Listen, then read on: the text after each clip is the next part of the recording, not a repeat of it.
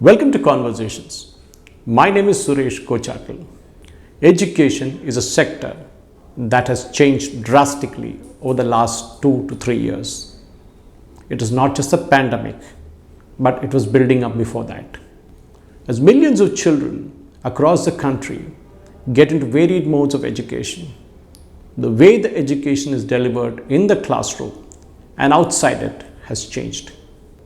The corona has impacted us so bad that online education today has become something of a norm even after the schools have gone into an offline mode.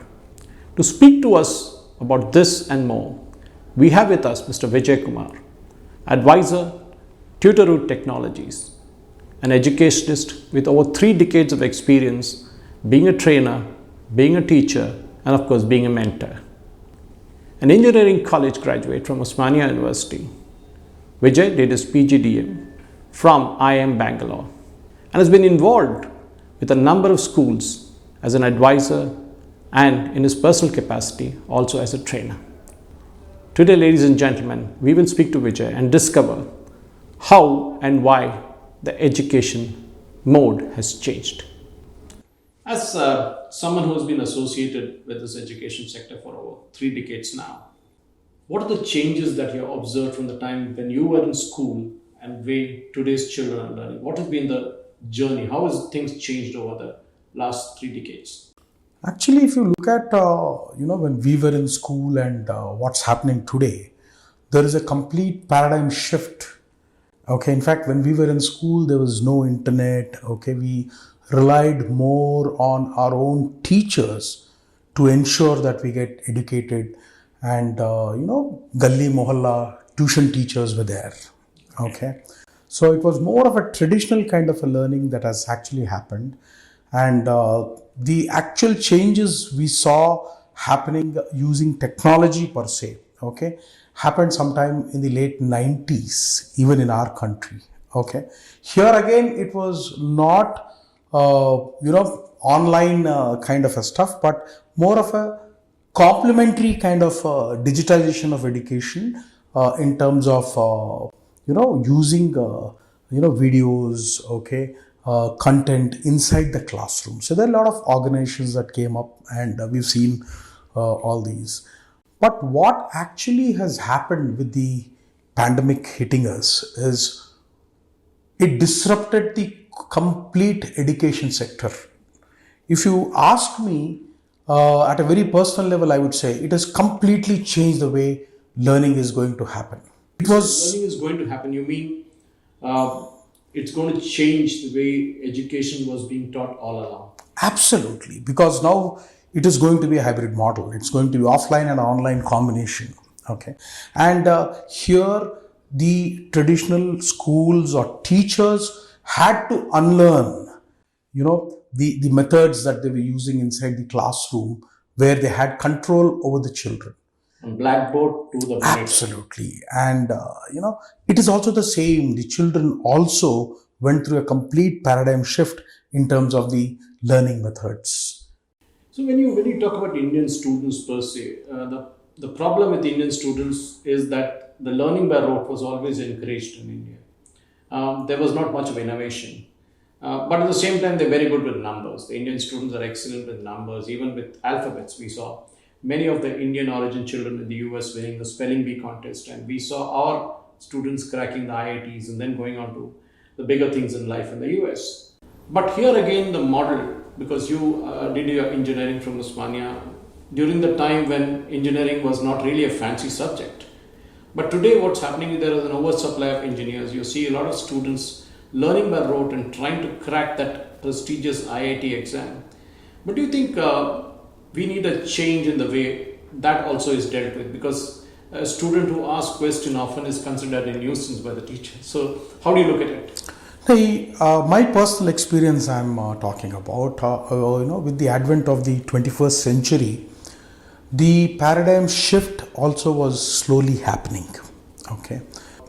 I think it was very new in the early parts of the century, but today when you look at it, most of the institutions, including the boards, have moved out of by rote learning. Okay, still predominantly state and the rural sector, if you ask me, is still there.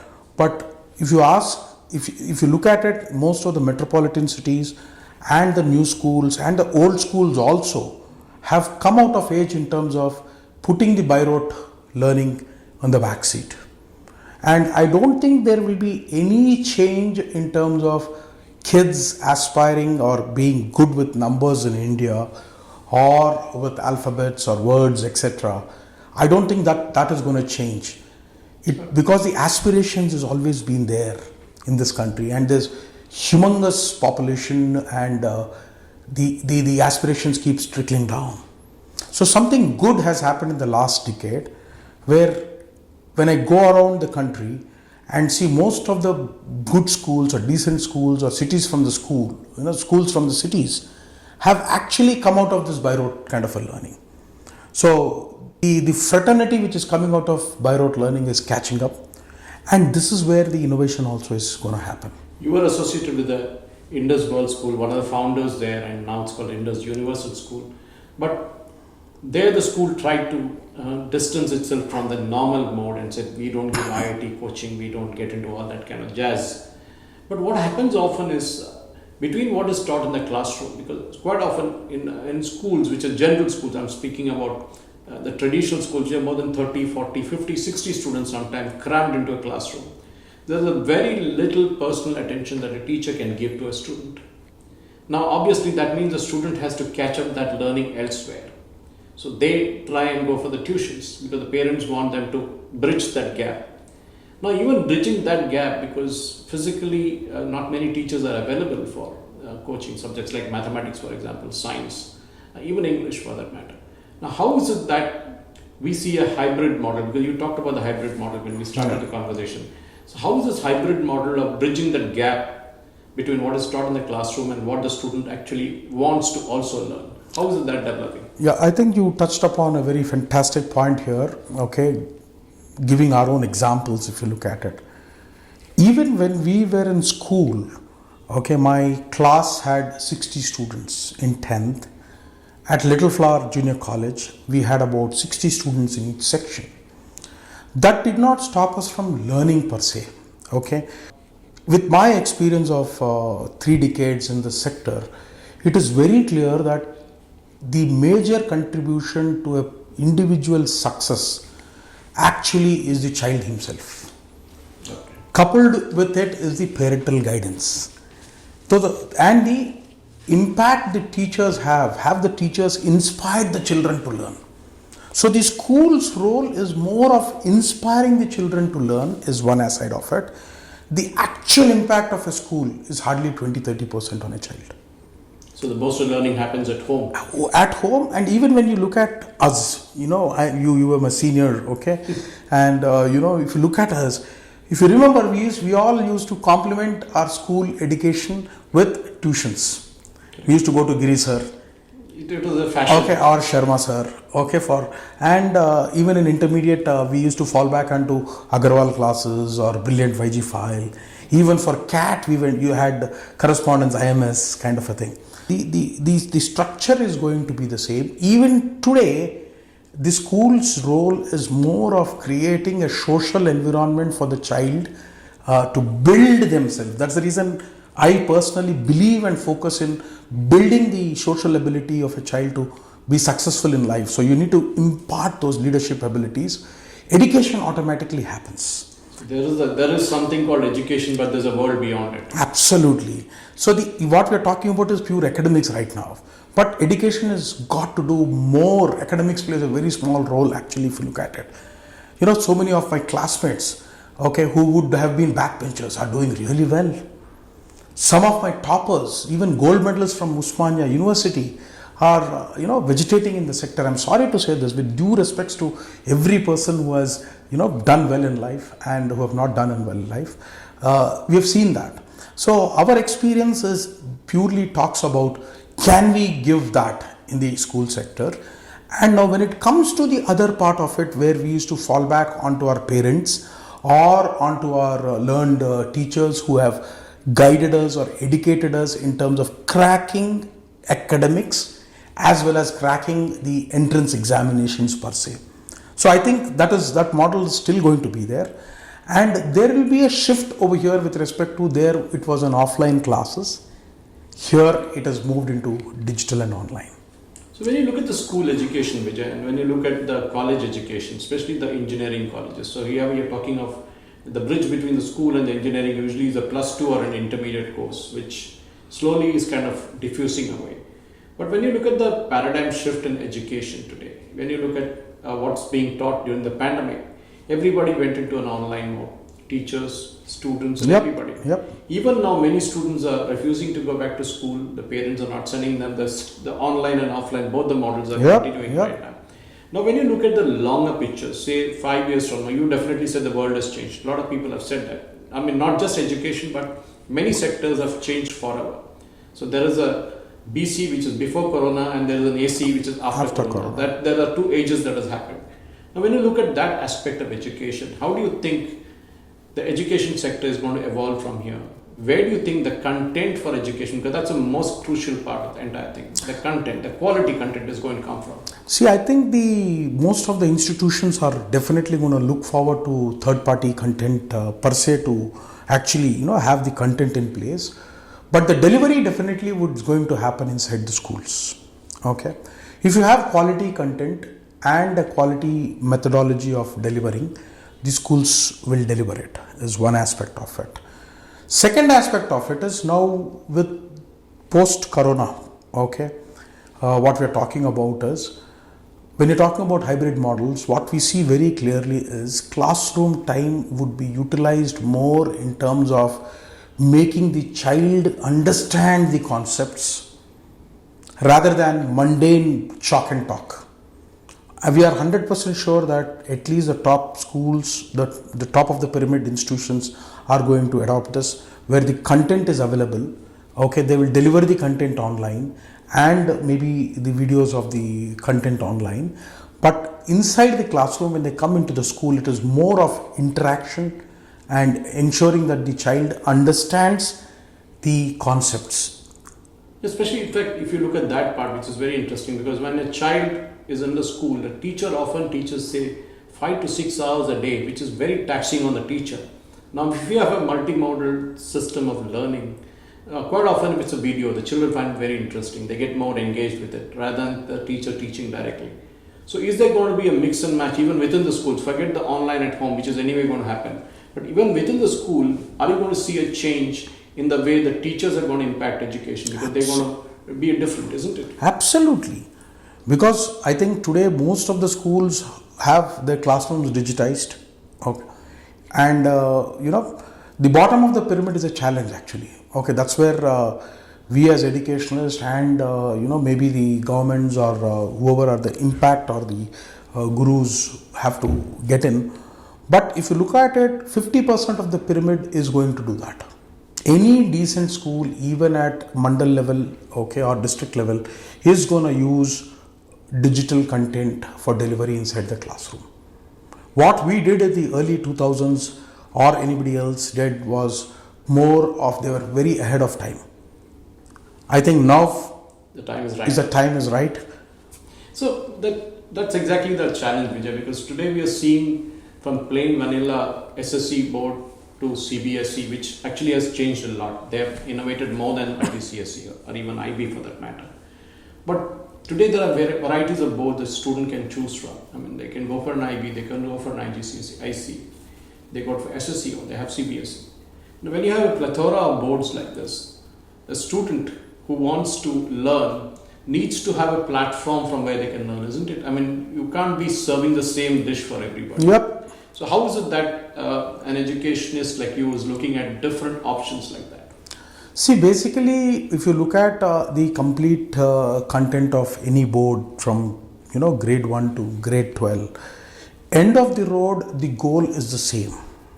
Okay, you're preparing the child for life and higher education. Okay, the methodologies used or the content used could be different. Okay, but the spiral, if you actually look at it, okay, whereas when you're talking about IB or IGCSE or any of these, they're preparing them for the world actually. CBSE or state boards, even though we say that okay, this content is enough for anybody to go anywhere in the world, which is also proven. Okay, a child from a CBSE 12th has gone abroad to US and for an undergraduate program has scored 4.0. Okay, so the content is more oriented towards the specific goals, and most of these goals are actually set by the underlying current. Nobody talks about it, but they have been set by UNICEF, the pillars of education, at a very broad philosophical level. But end of the road, if you ask me, every board strives to prepare the child for life and higher education. And the difference, actually, I'll tell you where the difference comes. The difference comes how this content or how this curriculum or syllabus is handled inside a school. That's where the difference comes between schools. See, which is the schools actually which need to, for example, if you look at the Education Policy 2020, it's fantastic. The NEP. NEP. It is fantastic. But how much of the institutions are going to adopt it and implement it is very important, because fantastic thing also happened in 2005. National Curriculum Framework was published. So, but it's if you look at the new NEP 2020, you see that the foundations were laid there by the Vajpayee regime. No, that's. So what I'm saying is, ultimately, it is the institution how it plays out for the child. When you bring that wealth of experience to the table, like for example, you are an advisor with Tutorhood Technologies. When you, as an educationist, look at that part of it as an advisor, what do you tell companies like Tutorhood as to how do you implement these changes that you're looking for in a child to teach them and bridge that gap between what they learn in the school and what they finally want to learn? See, most important and critical that we need to understand from an offline and an online is, in an offline school, it is inclusive learning.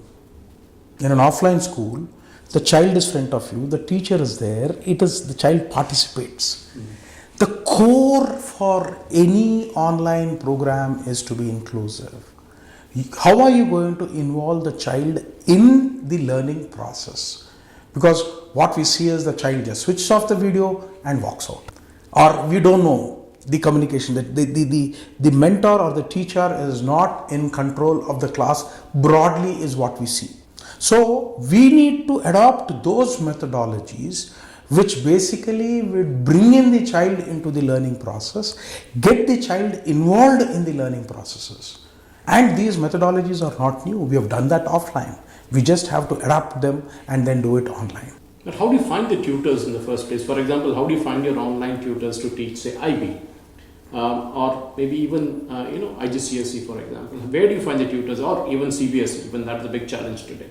Where do you find these tutors and how do you manage to get all of them onto a technical platform? See, basically when you are going on to an online mode of teaching, more of it is actually thought of in terms of how the methodologies, the delivery process, etc. are already predefined. Okay, so what we do is we take the best of the people who can understand this and then deliver the programs. So most of it is already structured at the back end.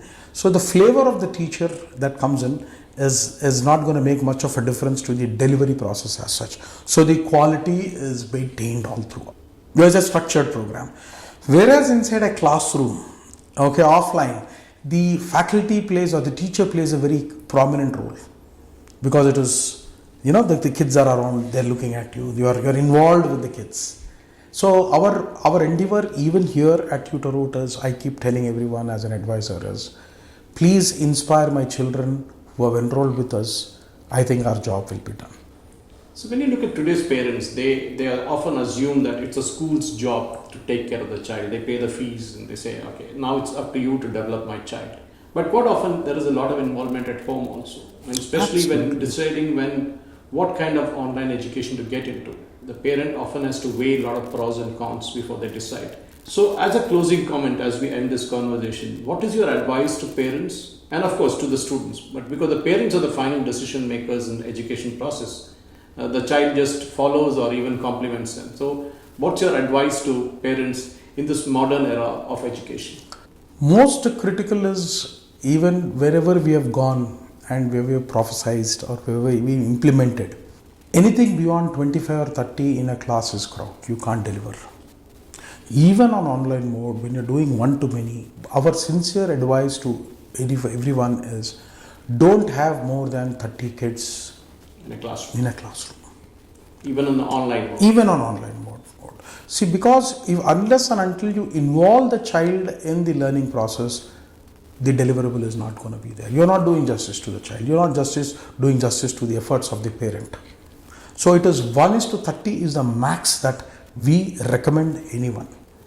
Is one aspect of it. Second is use methodologies where you can involve the child in the learning process. Not a one-way traffic. Absolutely, it cannot be. Why do you need actually? You can go on to the. Why do you need a tutor if it's one-way traffic? You can actually go on to YouTube or on the web. There are so many sites. You can just start playing the video and understand it. It is how the teacher is going to teach the child the techniques, like how our teachers taught us when we were in our 11th and 12th in Little Flower. They taught us how to look beyond, simple examples. All this, it's not that something that we gained as we went by. But when we were kids, it was very clear that if you are getting into trigonometry, if you don't know right angle triangles and if you don't understand or you did not understand Pythagoras, there is no way you can get into trigonometry. The base has to be very strong. Base has to be absolutely strong. So I think online mode, when we're looking at it, is every session or whoever we're looking at, is this just start trigonometry means it starts from trigonometry. No, I think we need to do justice in terms of understanding if the child has got the basics and then take. Well, today you have some companies claiming that they can teach coding to a child in class 1, which is a kind of a joke, because I think rightly or so you said the child has to develop the basics from a very young age. True, but one has to catch them at the right time, not the wrong time. But Vijay, thanks for a wonderful conversation, and I think what you touched upon is a very, very sensitive point, because today parents are worried about a lot of things. They're not just worried about their own jobs, they're worried about the security of the job, they're worried about the family, but they're more worried about the children's education. Yep. Especially the Indian parents, they spend a lot of the time, money and effort into ensuring that the child gets a better education than what they got.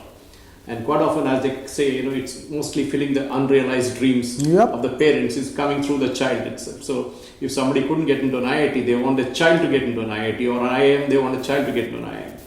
But thank you very much for this wonderful conversation, and I think we can take more on the tutor route aspect at a later stage when we do more conversations. But to close the conversation and speak more about it, ladies and gentlemen, online education today is a part and parcel of our lives.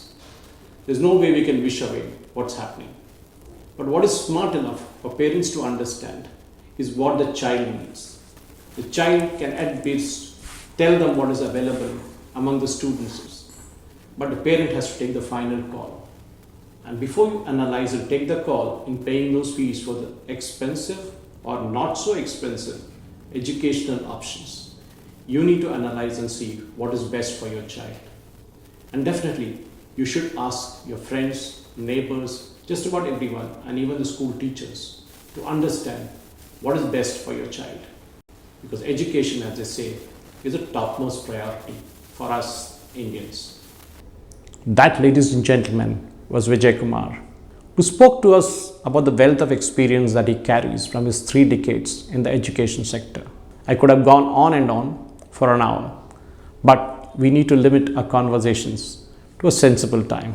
Maybe another day I will catch Vijay to get more details about what he thinks and how should our education system work. How should students grasp what is taught in the classroom and what is taught outside it?